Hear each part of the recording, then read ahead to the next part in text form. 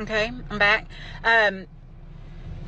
At one point in time, it really went like 8 or 10 months where he had not contacted his son, where he had not seen him. Casey's aware of all of this and has made a mental note, or had made a mental note of how long that was, because at the time she had friends and family pushing her to have his rights terminated. He's not active in his child's life. Like, why not just have his rights terminated? And she fights back about that because she did not want that to happen. She wanted David to have his dad in his life. And she thought that was all around what was best for him. So this is a person who has made every effort to have the dad in his life. Later on in the case, when allegations are made that she took her son and left the state, like, no, that's not true. And she had never moved without letting them know where she was going. And she certainly was making no attempt to keep her child away from his dad.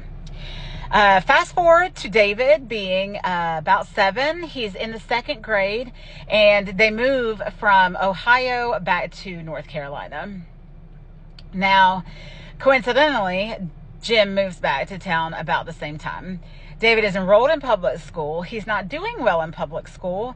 And there are a lot of parent-teacher conferences, a lot of phone calls, a lot of activities at the school where Jim's input and his attendance would have been welcomed.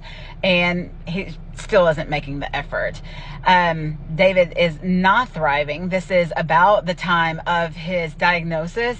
And so, his help would have been welcome, but he's not around and doesn't attend any of this stuff. And then shortly thereafter ends up in rehab. Addiction is real. That's not a problem. Get your help. Obviously that's great, but comes out of rehab and did not turn into a better father while he was in rehab.